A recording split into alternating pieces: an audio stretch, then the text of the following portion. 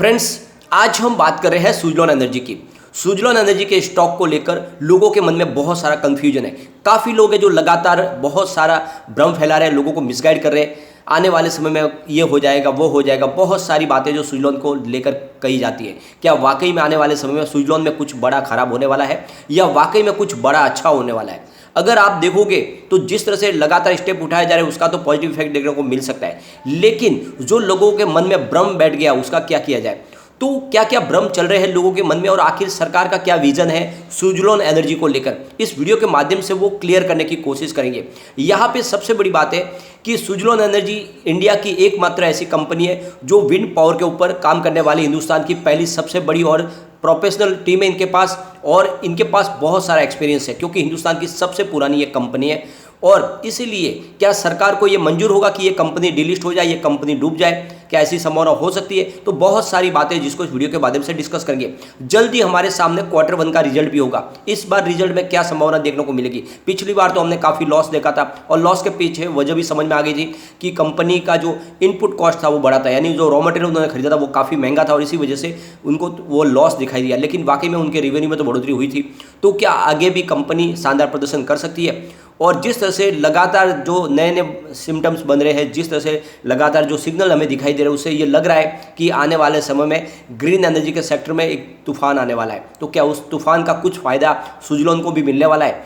क्या यही मौका जब हम लॉन्ग टर्म के लिए सुजलॉन में निवेश कर ले? तो बहुत सारे सवाल हैं जिनके जवाब जानने की कोशिश करेंगे इस वीडियो के माध्यम से। वैसे तो सुजलॉन एनर्जी एक छोटा सा पेनी स्टॉक है और पेनी स्टॉक में हमेशा आपको पेन तो होता ही है, यानी यहाँ पे आपका इन्वेस्टमेंट डूबने की भी उतनी ही संभावना होती है, तभी तो ये पेनी स्टॉक है। एक समय भले ही ये मजबूत स्टॉक था जिसकी प्राइस 450 के आसपास थी 2008 के अंदर, लेकिन फिर जो कंपनी को लॉस हुआ तो लगातार स्टॉक गिरता गया और पेनी स्टॉक बन गया जिसकी प्राइस 1 रुपये तक आ गई थी। लेकिन काफ़ी अच्छा प्रदर्शन किया, स्टॉक ऊपर भी आया। इस समय ऊपर के लेवल से आधी कीमत पे क्या इस समय एंट्री करनी चाहिए? तो इन सारे सवालों के जवाब जानने की कोशिश करेंगे इस वीडियो के माध्यम से। लेकिन फ्रेंड, उससे पहले अगर आप पहली बार हमारे चैनल पे आए तो चैनल को सब्सक्राइब कर दीजिए, एक बेल आइकॉन दबा दीजिए ताकि जब भी नया वीडियो बने पहला नोटिफिकेशन आपको मिले। वीडियो पसंद आए तो लाइक शेयर जरूर कीजिए। चलो फ्रेंड्स, वीडियो स्टार्ट करते हैं। मैं हूँ आपका दोस्त SB दवे और हमारे अपने चैनल ऑनलाइन कमाई में आपका बहुत बहुत स्वागत है। सबसे पहले ट्रेडिंग की अगर बात करें तो फ्राइडे को स्टॉक 6.80 पर आया, जहाँ पे 0.73% की गिरावट थी। यहाँ पे आपको देखना होगा कि निफ्टी एनर्जी में काफ़ी बड़ी गिरावट थी, उसके बावजूद भी यहाँ पे आपको मामूली सी गिरावट देखने को मिली। इसके पीछे वजह यह भी है कि इस समय स्टॉक में खरीदारी भी हो रही है, निचले लेवल से लोग यहाँ पे खरीदारी करना पसंद कर रहे हैं। आपको ये भी ध्यान रखना है, जब कोरोना की पहली लहर आई थी उस समय बाजार गिर गया था और सभी स्टॉक नीचे आ गए थे। उस समय सुजलॉन एनर्जी का स्टॉक भी बहुत नीचे आया, इसकी प्राइस 1.85 तक पहुंच गई थी 27 मार्च को। तो आप देख सकते हो 1 रुपीज़ का स्टॉक हो गया था, लेकिन जैसे ही पॉजिटिव माहौल बनने लगा तो स्टॉक दौड़ना शुरू हुआ। उसके पीछे वजह है इसका रेवेन्यू बढ़ना। लगातार हर क्वार्टर में इसने अपने आप को बेटर इंप्रूव किया और उस वजह से इसकी प्राइस बढ़ती गई और 13 तक चला गया। लेकिन फिर वहाँ से आप देखोगे तो इसमें गिरावट शुरू हुई और इसके पीछे वजह है कि स्टॉक मार्केट में फिर से गिरावट शुरू हुई और जैसे जैसे बाजार गिरा तो सभी स्टॉक नीचे आए, तो सुजलॉन भी नीचे आए। लेकिन आगे क्या संभावना बनेगी? क्या इस समय और गिरावट होगी? अगर हम इसके वॉल्यूम को भी देखें तो लगभग एक जैसे वॉल्यूम में ही कामकाज हो रहा है, जो बहुत ही अच्छी बात है, स्टेबिलिटी है स्टॉक के अंदर। अब यहाँ पे काफ़ी लोग हैं जो कह रहे हैं कि आने वाले 1 महीने या 2 महीने में ही सुजलॉन एनर्जी डिलिस्ट हो जाएगी। तो इस तरह से एक भ्रम फैलाया जा रहा है कि जल्द ही कंपनी डिलिस्ट हो जाएगी और आपकी रकम जीरो हो जाएगी। तो मैं ये आपको क्लियरली कह दूं कि ऐसा कुछ भी होने वाला नहीं है।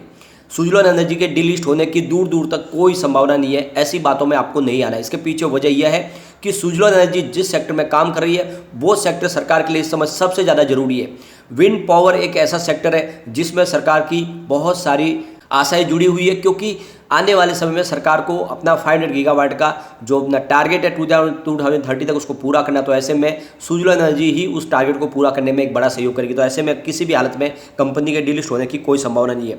यहाँ तक कि आपको ये भी ध्यान रखना है कि सरकार ने इसको बेल आउट पैकेज भी दिया है, क्योंकि कंपनी को आगे लेके जाना है। इसीलिए सरकार ने 42 बिलियन रुपीज़ का बड़ा बेल आउट पैकेज दिया, जिसके तहत आपने देखा होगा कि 2 सरकारी 16 बैंकें थी जिन्होंने सुजलॉन एनर्जी को लोन दिया हुआ था, उन सारे बैंकों के लोन को फाइनल कर दिया गया, उनको क्लियर कर दिया गया। एक तरह से कहे तो सुजलॉन को नया जीवन दान दिया सरकार ने।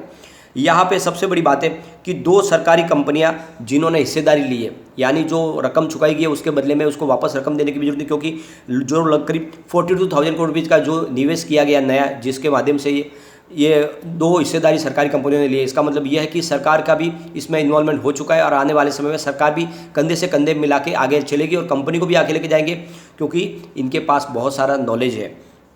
अब आप देखोगे तो यहाँ पे प्रमोटर जरूर वीक हो रहे, क्योंकि इस बार जब सरकारी 2 कंपनियां इसमें आई, जिसमें REC जो Indian renewable energy development agency और साथ में पावर इंफ्रास्ट्रक्चर फाइनेंस कंपनी, ये दोनों कंपनियों की वजह से जो सरकारी होल्डिंग तो बढ़ी है, जो 34.50% चली गई, लेकिन जो प्रमोटर की होल्डिंग वो 30% तक आ गई है। तो आप देख सकते हो कि सरकार की हिस्सेदारी यहाँ पे लगातार बढ़ रही है।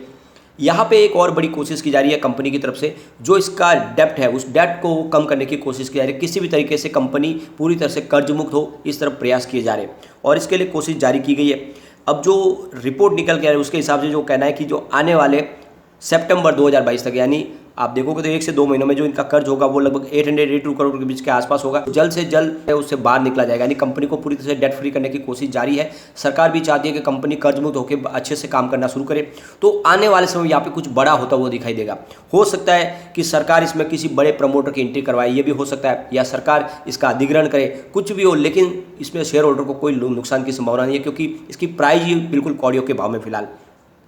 यहाँ तक कि सरकार ने एक बड़ा अनाउंसमेंट किया है, सरकार जल्द ही 12 गीगावाट की ऑफशोर विंड पावर के लिए ऑक्शन निकालने वाली है और इसका जो ज़्यादा से ज़्यादा जो संभावना बनी है उसमें इनको एक बड़ा टेंडर मिल सकता है, क्योंकि ये सबसे पुरानी कंपनी है, ऑफशोर विंड के ऊपर काम करने वाली कंपनी है।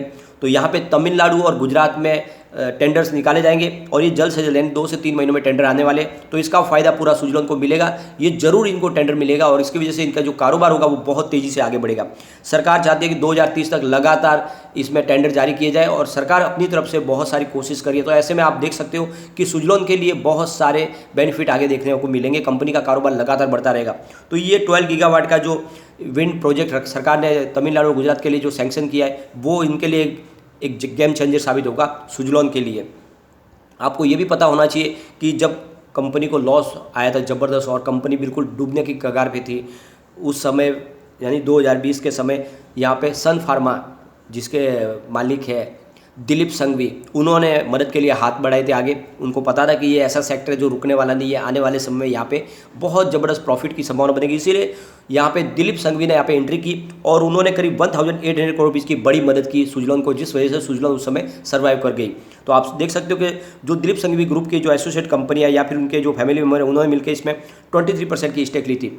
तो आप एक बड़ी हिस्सेदारी ली थी, फिलहाल भी उनकी हिस्सेदारी ज़्यादा है और प्रमोटर की होल्डिंग के आसपास ही उनकी होल्डिंग भी है। तो आप एक तरह से देख सकते हो कि इसमें एक बड़ा कंट्रोल दिलीप संघवी का यानी सन फार्मा ग्रुप का भी है।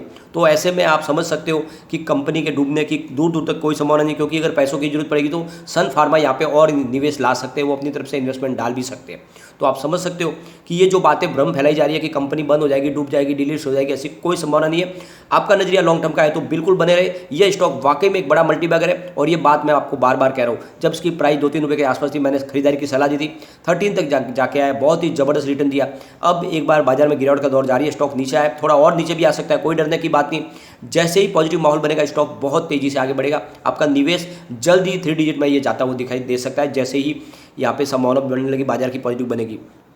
अब हमारे पास Q1 का रिजल्ट भी आने वाला है। अगर हम पिछले इनके आंकड़े देखें तो रेवेन्यू 2.44 थाउजेंड करोड़ भी निकल कर आया था, जहाँ पे 118.01% की हमें ईयर ऑन ईयर बेसिस पे बढ़े देखने को मिली। तो आप देखोगे कि मार्च क्वार्टर में भी इनका रेवेन्यू जबरदस्त तरीके से बढ़ा है, लेकिन नेट इनकम में कमी आई। जो 204 करोड़ रुपीज़ का इनको लॉस होता है, अगर आप देखें तो 260.62% की ईयर ऑन ईयर बेसिस पर हमें गिरावट देखने को मिली।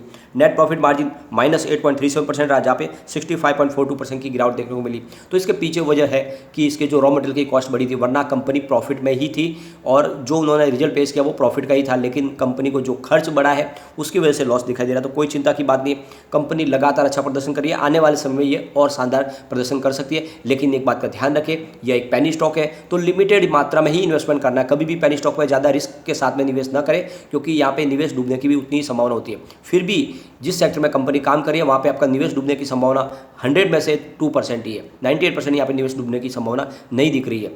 अब यहाँ पे कम्युनिटी सेंटिमेंट बेस्ड स्टॉक के साथ बना हुआ है। 67% बाई की कॉल है, 33% सेल की कॉल है। यानी आप देख सकते हो कि 100 में से 67% लोग अभी भी इसको लेना पसंद करें। लोगों का पहली पसंद बना हुआ है और आप देख ही होंगे लगातार अच्छे वॉल्यूम में कामकाज हो रहा है। इसका मतलब यह है कि लोगों को पूरा भरोसा है स्टॉक के ऊपर और इसीलिए इसमें आपको बने रहना है, कोई डरने की बात नहीं है। जैसे ही पॉजिटिव माहौल बनेगा ये इसमें लगातार अपर सर्किट लग सकते हैं और ये ध्यान रखना है कंपनी जिस सेक्टर में काम कर रही है उसको सरकार की बहुत ज़्यादा ज़रूरत है। किसी भी तरीके से सरकार इसको कोई भी आंच नहीं आने देगी, ये आपको ध्यान रखना है। तो बिल्कुल निवेश बनाए रखें, लेकिन फ्रेंड कोई भी इन्वेस्टमेंट करने से पहले अपने फाइनेंशियल एडवाइजर से बारे ले ले या अपना खुद का रिसर्च करें, क्योंकि मैंने वीडियो आपके एजुकेशनल पर्पज़ के लिए ही बनाया। वीडियो पसंद आए तो लाइक शेयर जरूर कीजिए और चैनल को सब्सक्राइब कर दीजिए।